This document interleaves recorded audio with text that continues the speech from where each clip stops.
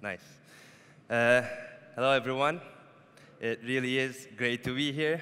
So a little bit about me. My name is Cem, and I work as the User Experience Manager at Beymen, which is a leading luxury retailer here in Turkey. And before Beymen, I used to work at Hepsi Burada, which is another online retailer. So my experience in user experience kind of spans 2 e-commerce companies.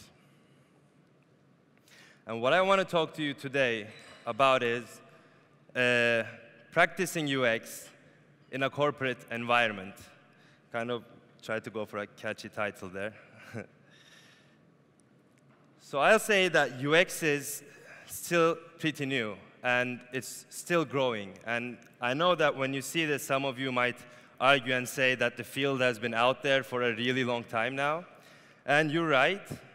But the thing is, I've certainly witnessed this since day one. And with this comes some challenges that we must face in the workplace, right? So in 2014, Forrester ran a research and asked UX practitioners all around the world what they thought were the biggest challenges to making UX happen in their companies were. And these 4 came out to be the biggest obstacles. So they thought they didn't have the resources that they needed. They had to deal with company politics. There was a lack of understanding around what UX really is. And lastly, there was the issue of partial implementation, which is that UX didn't get to kind of penetrate all the digital touch points in the customer journey that it should. And what I want to do is I want to kind of take you over these barriers real quick and kind of share with you the tips that I've gathered along the way in the hope that you might find them useful as well if you ever find yourself facing these problems in a corporate environment. So the first thing that I want to talk about is the issue around the lack of understanding of what UX really is, right? So when you enter a company where UX is new, the business and your coworkers will have some questions. They'll want to know what UX really is, how UX works to achieve its goals, and what value will it provide the business in the end. Well, I think if we look at most digital businesses, this slide sums it up pretty well. On one hand, we have our users who have their specific needs. And on the other hand of the spectrum, we have our business, which has its own goals, right? And these two, they communicate through a technology, and this technology is what we're constantly working on. So the true job of UX in a corporate environment is to find the balance, that perfect kind of sweet spot between these 3 elements. So understanding the user's needs is not enough. You have to also understand your business, what it's trying to achieve, and you also have to understand your technology and its technical constraints as well. And in order to do this, the field of UX, takes advantage of a wide variety of tools. But if you take a glance at this slide, you might notice that a lot of these tools are as scientific as they are creative, right? But when UX is new, there's a tendency of it being seen as this. It's a subjective thing that, it's this magic final touch that you put on your product just before you ship it out to make it just look better. But this is not obviously true. Before I move on, I want to talk you through this really cute analogy that I like by Alan Watts, an English philosopher. So he says there are 2 personality types. There's prickly people, and there's gooey people. So prickly people are the ones who are better with numbers and systems and analytics, data. And they're also better at analyzing little parts. Whereas gooey people, they're better at creativity. They're better at imagination, emotions, and also they're better at seeing the bigger picture. I mean, you might have heard of this as the left and right brain theory as well. And when UX is new, like I said, there's a good chance that UX or you might be seen as the GUI type when you first entered the company. And that may in fact be true as well. You just might be better at, visual design and making the product really stand out. And that's super important. But what I will argue today is, if you want to survive and make things happen as a UXer with minimum resources in a corporate company, you have to grow some prickles. So you have to become a prickly goo, basically. And what are these prickles? I mean, two prickles that has really helped me along the way are web analytics and development, but mostly front-end development. Now, I'm not saying you should become like a JavaScript or CSS magician or anything, but I think you should at least be able to produce some static HTML pages on your own. And I think the more you know about web analytics, the more value you will gain from it as well. So if you go back to this slide, you'll see how these two tools or elements really come into play. So knowing a bit of development, understanding how it works, or understanding how the tech team works on solutions, will better enable you to create the right solution, right? It will help you be more realistic around your solutions. And knowing web analytics will show you the bigger picture around the usage of your product. It will show you where your users are really struggling, or where your interface is really shining through as well. But what's really neat about analytics is that it ties in beautifully with your business's KPIs. So you'll be able to translate the needs of the user directly with what your business is trying to achieve, and this is where analytics really shines through. So the main idea is to get a little bit more technical. And a really good thing to do is to dig into those analytics tools, because it's going to be there. It's going to be existing in the company already, and gain as much insight as possible. Now, you might ask, OK, but these tools have been there already. They've been using it for such a long time now. What's going to make the difference? Well, the difference is going to be your UX perspective. It's going to be the UX goggles that you're wearing, because you're not going to be measuring marketing efforts. You're going to be evaluating the performance of your interface. So you're going to be looking at what's working and what's not. What feature should be there, has to be there, and what's kind of redundant, right? And that's going to always reveal fresh insight for the company. And fresh insight gets people excited.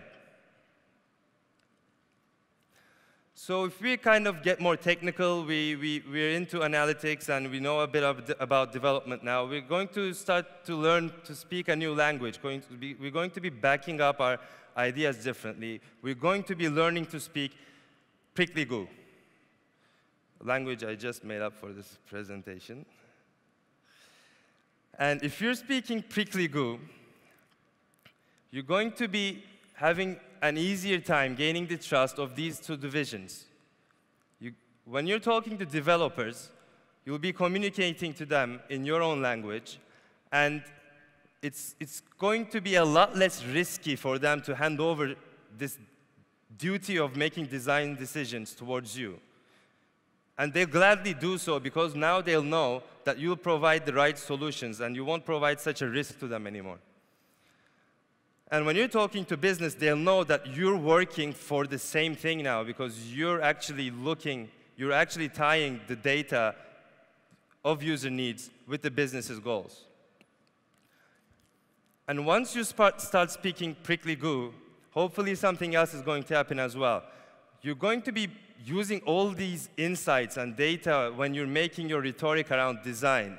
So people will probably be more hesitant now when they're also trying to make design decisions in the organization too. They'll see that design and UX is scientific. It needs expertise, and it must be backed up with some sort of insight. So if we're speaking pretty good with the help of analytics and development, hopefully we'll be able to clarify what UX is in the organization. And with this new language, we'll hopefully be more able to deal with company politics as well, because we're kind of speaking a parallel language now. But the issue of having minimum resources and partial implementation still remains. And why do we need resources? It's obvious, because we can't do all of this on our own. I mean, you might find yourself as a single UXer in one of these big companies, and this has happened to me twice in my career. And so you have to kind of be the driver of change, right? And the second reason is that in order to deliver really successful products, we need some sort of design process, a methodology in place as well. I mean, this is a really simple but effective one, I think. You build something, you measure its outcome, you learn from that outcome, and then you iterate through. But if you don't have the resources, there's a good chance that you won't ever be able to go back into that loop again. You'll always be kind of moving forward to that next thing. So when we're asking for resources, there's a very simple idea. So when businesses are thinking of making investment into something, they ask themselves, if I invest this much in UX right now, what will it give me in return over X period of time? And if you're asking for resources, then this is what you have to keep in mind, and this is what you have to base your UX endeavors around. And a basic game plan to do this can be this slide right here. You're going to find some sort of insight at first, or a problem. You're going to take some sort of action and create a solution towards that insight. And you're going to expect an outcome. But in this case, this outcome should directly tie in to the goals of the business. So it should, in clearer terms, tie into revenue, right? And what I like to do is to first start out by identifying major problem areas, because if you're alone or if you have minimum resources, you can't waste your time on not important stuff. You have to really prioritize your own time as well. And a really good way to do this is through funnel analysis and using web analytics again. And through this section, I kind of want to take you through an example we had in Bayman now to kind of clarify things as well. So in Bayman, we were experiencing some really low, pretty low mobile site conversion rates. And Jamal talked about this as well. And this is a pretty common phenomenon in the e-commerce industry, or maybe across industries. But the thing is, we were seeing ourselves kind of below where we benchmarked ourselves as well. So what we did is, we took our desktop funnel, we took our mobile site funnel, and we compared each step. And what we discovered is, we were seeing a huge drop-off at the add to cart step, right? So something was seriously wrong at the product page. But finding a problem area is definitely not enough to start creating solutions for it. And a side tip here is to never use qualitative data or quantitative data alone. You should always marry the two to understand the cause or to see the depth of the problem. So now we found the problem area. We have to understand the reason. And what we did was very simple. We asked our users. We asked them with a really quick survey on our product pages, what would you recommend for a better product page? And two things really stood out. The first one is they wanted to see more information about the product. And the second one is they wanted to see better photos. So we said, OK, let's dive into the second one a little bit more. So we launched two more follow-up questions. The first one is that we all asked all our users to kind of understand the depth of this problem, if they thought the photos on our product pages were sufficient.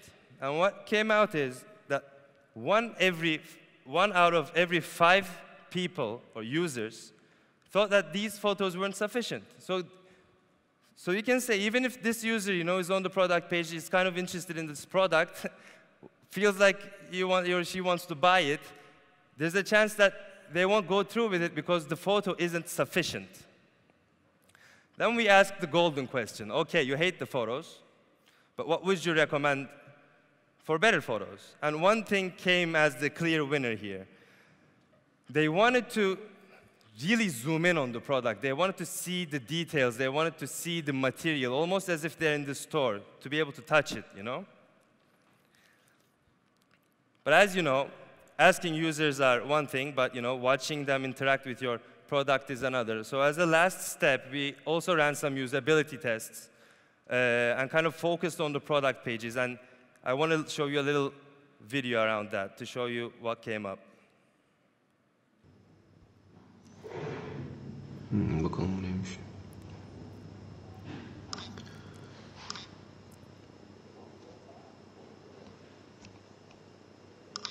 Büyümüyor mu ya?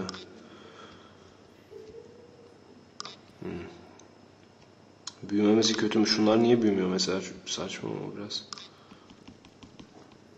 Büyümüyor. Beğenmedim.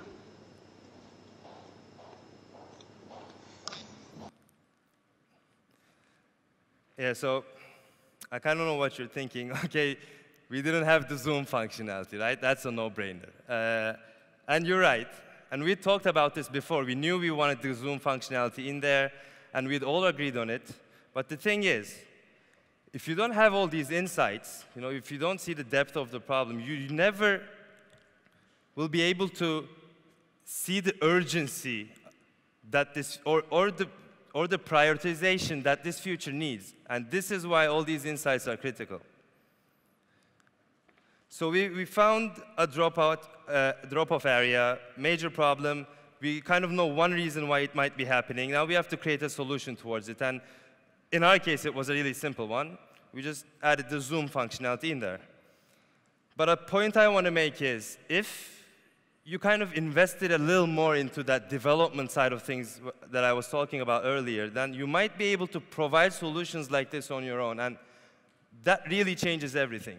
Because in a low-resource environment, you need to take action to prove your value. And even if you ask for something like this, it will get in the prioritization competition, right? So we got the solution created as well. And now what I'll argue is that you have to go and test it. But I mean A/B testing at this stage. And the reason you should do this is because even if you agree to have features or flows like this, taken live immediately, like everyone's on the same page, OK, this is going live tomorrow, and you launch it, you ship it, it's out there, you're going to be missing a very important opportunity. You're going to be missing to measure the value of that incremental value that this feature will add to your user's experience.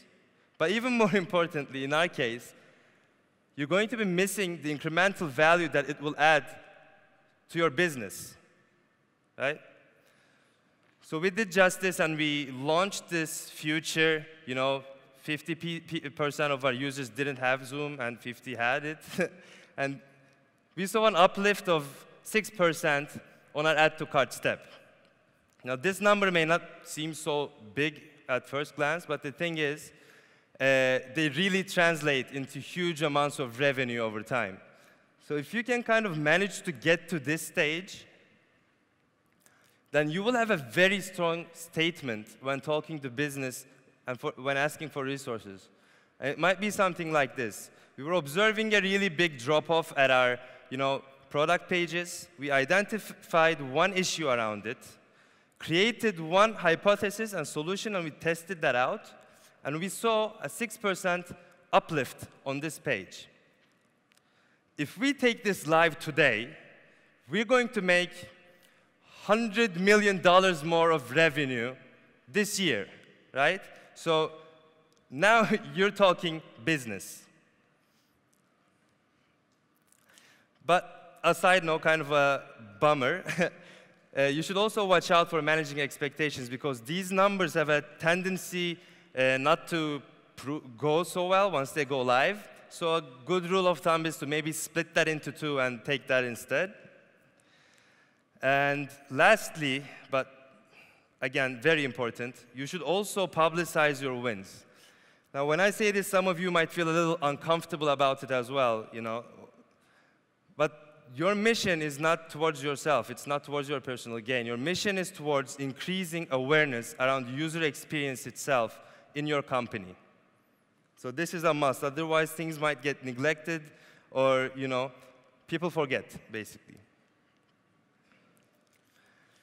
So if you ever find yourself in a situation where, you're this only UXer in the company, you have minimum resources, and you can't really tell people what you're working on, what UX really is about, then my suggestion to you is to take a step back, try to understand the business and technology side of things first, gain the trust of these teams,